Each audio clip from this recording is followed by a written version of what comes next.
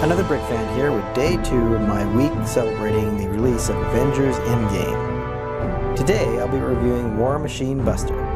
Let's get going. This is LEGO set 76124. It was released in April 2019, has 362 pieces, 4 minifigures, and cost about $35 when it was released. This is one of 6 sets created based on Avengers Endgame. I'll review the minifigures in a bit, but let's start with the mech build. I'm actually not a huge fan of LEGO Mechs, but this one actually looks pretty good to me. There are a lot of big weapons all over the mech. Stud shooters on each wrist. You can see here. A stud 6 shooter on his right shoulder, and flick fire missiles up on his left shoulder. The shoulder mounted weapons are on ball joints, so they can be moved around and positioned at many different angles. They don't go down too well, but they certainly can shoot in a variety of different directions and pretty much up as far as you want them to. So that makes these really effective and really nice for play. The range of motion on the arms is quite good. They'll go up just a little bit this way, but as you tilt them back this way, they can go up above and around. So lots of good range of motion. Each of the fingers and the hands can move independently of each other, which gives them some other nice playability as well. The legs are on tension joints, so they'll splay out just a little bit this way, and then they'll move back and forth. Then there's ankle joints here, and it allows you to pose the figure pretty well in some walking. You can get the legs fairly close together, although it does work a little bit better with them splayed out just a little bit.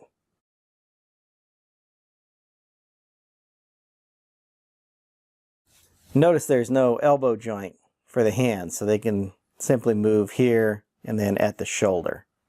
They'll rotate a little bit, but they won't move in and out. You can only do that from the shoulders. The pilot compartment actually seals up pretty well. There's lots of different pieces to get it open. You'll see that there's some ammunition. The extra ammunition for the stud shooters is stored inside the pilot compartment. And there's a spot for it in the back there. It does fall out rather easily. If we put Rhodey in here, Captain Colonel Rhodes, you'll see that he fits in there pretty nicely. And it does seal up pretty well. The pilot compartment seals up pretty well with a minifigure inside, which has not always been the case with some of these mech models. The Hulkbuster from last year, Avengers Infinity War sets, comes to mind. There are quite a few stickers. I do like these stickers that are on the knees. These are kind of really nice, interesting pieces, add a little bit of character to the figure. I like the chest ones here. One actually has James Rhodes' name on it.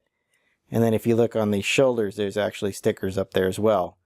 As much of a pain as it is to put stickers on these figures, it does add a lot of detail and a lot of nice extra kind of look for the figure. There's some other stickers here on the shoulders, and I like the use of these dark ingot pieces in the mech as well. So, like I said, I'm not a huge fan of LEGO Mechs, but this one actually turned out quite well. So I really like that. Let's go ahead and take a look at the minifigures now. As I said in the intro, this set includes 4 minifigures. They include Colonel Rhodes, or Rhodey, Ant-Man, and 2 Outriders. Colonel Rhodes and Ant-Man have the same body printing, which is the new white Avengers uniforms. They are each wearing their signature helmets. Rhodey is wearing the newer 2-piece helmet, so you can actually open it up without having to remove the entire helmet. You can also see that he's got an accessory that fits around his back so that he can carry a stud shooter with a clip piece and then hold one in his hand. These are the stud shooters that are normally positioned on the wrists of the mech itself. So they kind of have a dual purpose here. Ant-Man comes with his standard helmet piece, and he also comes with a hair piece.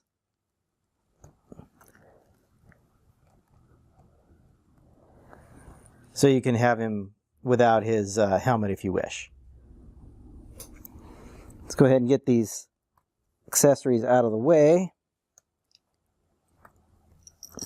Take the helmets off so you can get a better look at the faces of the minifigures.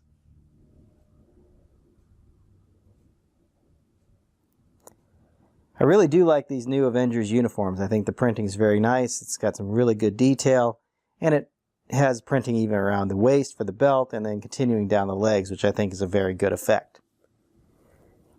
There is no printing on the sides for either of these figures, but the back printing is the same on both of them. Obviously Rhodey's got the accessory blocking it, but it's the same back printing as you see on Ant-Man here on your right. Ant-Man does have an alternate face as well. A little more scared expression there. Rhodey's face has kind of a red overlay on his alternate, so that would indicate that he's looking at the HUD or the heads-up display inside of his helmet. So that's kind of a nice feature as well.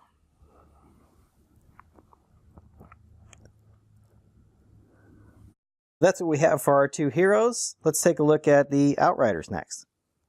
The set comes with two Outriders, and I really like these Outrider prints.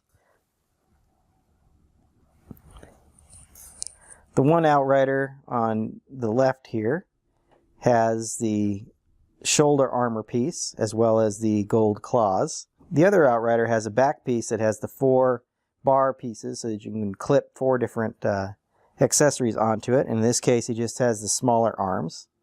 In some of the other sets, they have larger arms with the claw pieces.